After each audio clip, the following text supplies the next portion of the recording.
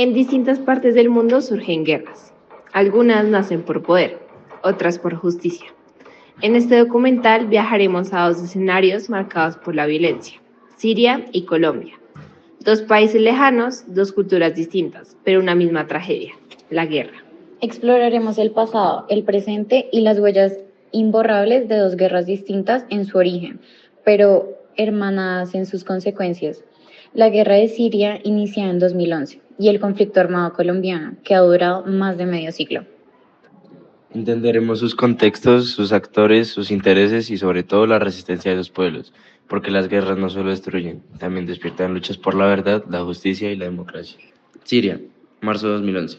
Inspirado por la primavera árabe, miles de ciudadanos salieron a protestar pacíficamente en las calles de ciudades como Dara y Damasco.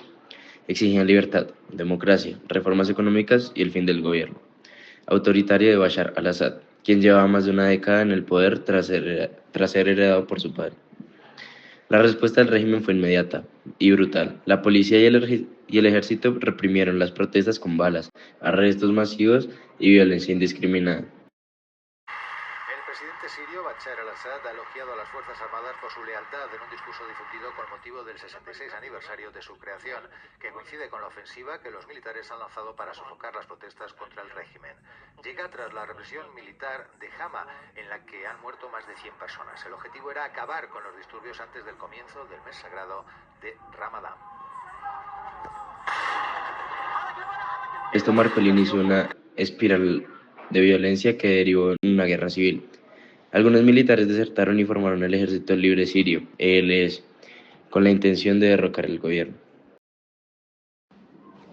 Pronto, el conflicto se tornó mucho más complejo. En 2012 y 2013, los grupos rebeldes empezaron a controlar amplias regiones del país, especialmente en el norte. El gobierno reaccionó con ataques aéreos, tanques y bombardeos, provocando miles de muertes. La división religiosa se hizo más notoria. La oposición era en su mayoría musulmana sunita, mientras que el gobierno era respaldado por minorías como los alawitas, cristianos y ateos. En este contexto caótico surgió el Frente al-Nusra, vinculado a Al-Qaeda, lo que difuminó las líneas entre los grupos moderados y extremistas. En 2013 se produjo el primer ataque con armas químicas por parte del régimen, que según denuncias internacionales mató a más de 1.400 personas en zonas rebeldes. En 2014, el Estado Islámico ISIS declaró un califato entre Siria e Irak, convirtiéndose en un nuevo enemigo que incluso Al-Qaeda rechazó. Cometió crímenes atroces, esclavitud, ejecuciones, limpieza étnica. Su capital, Raqqa. A partir de entonces, Siria dejó de ser una guerra civil para convertirse en un conflicto internacional. En 2015, Rusia intervino directamente en apoyo del al-Assad. El Kremlin ha confirmado que Putin ha ofrecido asilo a al-Assad, que huyó de Siria en avión cuando los rebeldes estaban tomando Damasco, cambiando el equilibrio del conflicto. La aviación rusa bombardeó tanto a rebeldes como a civiles. Por su parte, Estados Unidos apoyó a los kurdos en el norte para combatir a ISIS. Turquía invadió partes del norte de Siria para evitar la creación de un estado kurdo en su frontera. En 2016, la batalla de Alepo marcó uno de los episodios más sangrientos del conflicto. Durante meses, la ciudad fue bombardeada por las fuerzas del régimen y Rusia hasta que el gobierno retomó el control, dejando miles de civiles muertos. Para 2017, ISIS había perdido la mayor parte de su territorio. Las fuerzas kurdas, apoyadas por Estados Unidos, tomaron Raqqa. Siria quedó dividida entre varias facciones: el gobierno, los kurdos, los rebeldes en Idlib y fuerzas extranjeras. La pandemia del COVID-19 en 2020 agravó la crisis. Sin sistema de salud funcional, sin electricidad, sin empleo, la economía colapsó. En 2024, tras 13 años de guerra, una coalición rebelde liderada por Abu Mohammed al-Jawlani tomó el control de Damasco. Se anunció el fin del gobierno de la familia al-Assad y una posible transición. Sin embargo, el país quedó devastado, con una población marcada por la pobreza, el exilio y el trauma. Según ACNUR, más de 13 millones de sirios han sido desplazados interna o externamente. Es la mayor crisis de desplazamiento del siglo XXI. Colombia, mitad del siglo XX. El país vivía una fuerte polarización entre liberales y conservadores, una división que estalló violentamente con el asesinato del líder Jorge Eliezer Gaitán en 1948. Lo que siguió fue una época conocida como la violencia, una guerra entre campesinos y partidos políticos que dejó más de 200.000 muertos. En 1958 se firmó el Frente Nacional, un pacto para alternarse el poder entre liberales y conservadores. Aunque esto detuvo el conflicto bipartidista, también excluyó a sectores populares y a movimientos de izquierda. La democracia colombiana se volvió un club cerrado, lo que generó frustración en miles de ciudadanos marginados. Fue así como surgieron las guerrillas. En los años 60 y 70 nacieron las FARC, el ELN, el EPL y más adelante el M-19. Todas compartían un deseo de cambio político, justicia social y reforma agraria, influenciadas por el marxismo y leninismo, la revolución cubana y la lucha contra la desigualdad. Pero la esperanza revolucionaria se fue tiñendo de violencia. Las guerrillas comenzaron a financiarse mediante secuestros, extorsiones, toma de tierras y luego el narcotráfico. En los años 80, en la expansión de los carteles de Medellín y Cali, Colombia entró en una nueva dimensión del conflicto. Los narcos asesinaron jueces, periodistas, políticos. Las guerrillas entraron en el negocio de la coca y los paramilitares surgieron para enfrentarlas, pero también para exterminar a todo aquel que pensara diferente. Los paramilitares, apoyados en muchos casos por empresarios, ganaderos y políticos, cometieron masacres, desapariciones y desplazamientos forzados. En medio millones de campesinos fueron obligados a huir de sus tierras. La guerra se volvió un círculo vicioso. Las guerrillas y los paramilitares financiaban su violencia con drogas. El Estado intentaba recuperar el control mientras era también acusado de violaciones a los derechos humanos, como los llamados falsos positivos, donde civiles inocentes eran presentados como guerrilleros muertos en combate. A finales de los años 90, el conflicto alcanzó su punto más álgido. Las FARC llegaron a tener entre 15.000 y 20.000 combatientes, controlando amplias zonas del país. El presidente Andrés Pastrana intentó un proceso de paz, pero fracasó. En 2002, Álvaro Uribe lanzó su política de seguridad democrática. Se fortaleció el ejército y se recuperaron territorios. Los secuestros disminuyeron, pero aumentaron las denuncias de violaciones a los derechos humanos y desplazamiento forzado. En 2005, las AUC se desmovilizaron, pero muchos de sus integrantes formaron nuevas estructuras criminales, las BACRIM. En 2012, el presidente Juan Manuel Santos inició un nuevo proceso de paz con las FARC en La Habana. Luego fue largo y complejo, y en 2016 se firmó un acuerdo. Aunque fue rechazado en un plebiscito, fue modificado y finalmente ratificado.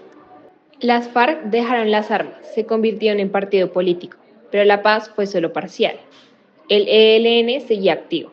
Algunos ex-FARC se rearmaron y el narcotráfico no desapareció. Con Iván Duque, el proceso de paz se debilitó y con el actual presidente Gustavo Petro se intenta un proyecto de paz total, que busca negociar con todos los actores armados. Sin embargo, la violencia persiste. Según la Comisión de la Verdad, más de 9 millones de colombianos han sido víctimas del conflicto, la mayoría civiles. Aún hoy, en muchas regiones del país, los grupos ilegales mandan más que el Estado, controlan economías, imponen normas, amenazan a líderes sociales. Colombia no vio una guerra tradicional, vio una guerra fragmentada, silenciosa, pero igual de devastadora. Una guerra que no se ve en las noticias todos los días, pero que sigue dejando muertos, desaparecidos y comunidades en el abandono. Siria y Colombia, dos conflictos con causas diferentes, pero consecuencias similares. Dos pueblos que han sufrido la guerra, pero también han resistido. En el siguiente capítulo compararemos sus actores, intereses y la participación internacional que influye en sus caminos. Para empezar, en el conflicto colombiano, los actores principales fueron muy diversos, cada uno con sus propias motivaciones y roles. Primero, las guerrillas como las FARC, el ELN y el EPL surgieron como respuesta a la desigualdad social y la falta de oportunidades políticas. Aunque al principio buscaban representar los sectores marginados y promover reformas agrarias, con el tiempo se vieron envueltos en las actividades ilícitas como el narcotráfico, el secuestro y la extorsión para finalizar sus operaciones. Luego, los paramilitares, grupos armados de extrema derecha, se organizaron para combatir a las guerrillas y proteger los intereses de terratenientes, empresarios y políticos. Sin embargo, también cometieron grandes violaciones de derechos humanos, incluyendo masacres, desplazamientos y desapariciones forzadas. El Estado, por su parte, ha tenido un papel ambiguo. En ocasiones enfrentó a los grupos armados, pero también fue acusado de colusión con los paramilitares y de cometer abusos como los falsos positivos. En Siria, la situación es aún más compleja. Además del gobierno y los rebeldes, surgieron grupos islamistas como el Frente al-Nusra y más tarde ISIS, que impusieron su propio régimen de terror. Los kurdos, organizados en fuerzas democráticas sirias, lucharon por la autonomía en el norte del país y fueron aliados claves de Estados Unidos en la lucha contra ISIS. La intervención internacionalista fue decisiva. Rusia e Irán apoyaron militarmente al gobierno de Al-Assad, mientras que Estados Unidos, Turquía y otros países respaldaron a diferentes facciones rebeldes o kurdas, según sus propios intereses geopolíticos. Ambos conflictos han dejado una huella profunda en la sociedad. La violencia ha fragmentado comunidades, destruido el tejido social y perpetuado la pobreza, especialmente en zonas rurales y entre poblaciones indígenas y afrodescendientes. En Siria, la situación es aún más dramática. La guerra ha probado la mayor crisis de desplazamiento actual. Con la destrucción de ciudades, hospitales, escuelas y la infraestructura básica ha dejado a la población en una situación de extrema vulnerabilidad.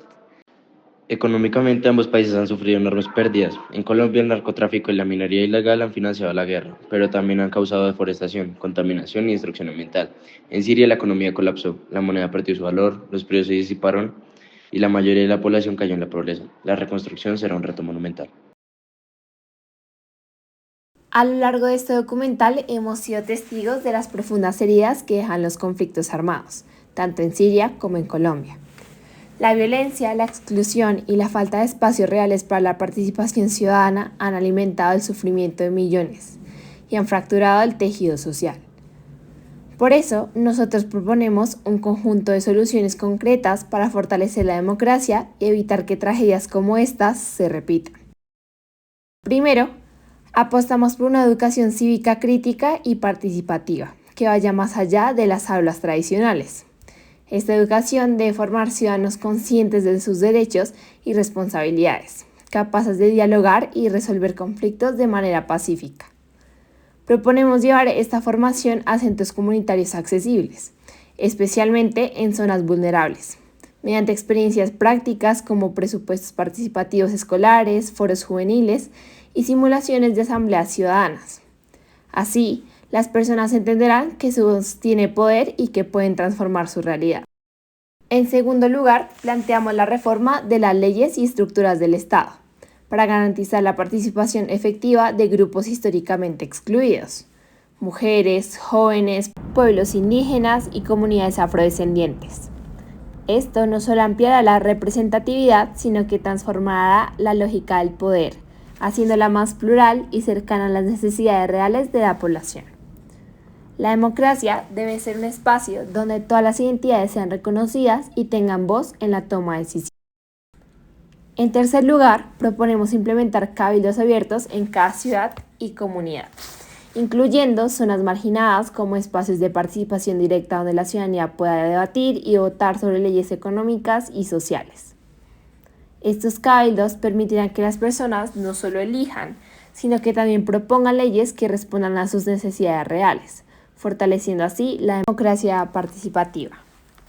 Además, planteamos la creación de un sistema nacional de mercados comunitarios ecológicos, apoyados por las alcaldías locales, donde los ciudadanos decidan democráticamente qué productos agrícolas priorizar según criterios alimentarios, ambientales y culturales. Esta iniciativa promoverá la soberanía alimentaria, apoyará a los agricultores locales, reducirá el impacto ambiental y fomentará el consumo responsable, contribuyendo a la justicia social y ambiental. Estas propuestas, integradas en un Estado social de derecho, buscan acercar la democracia a la vida cotidiana de las personas, garantizando que su participación sea real y efectiva, y que las decisiones reflejen sus necesidades y aspiraciones. Sabemos que en contextos como Siria y Colombia, la ausencia de estos mecanismos ha alimentado la violencia y la exclusión. Por eso creemos que solo a través de una democracia auténtica, inclusiva y participativa podremos construir una paz duradera y evitar que el ciclo de conflicto se repita.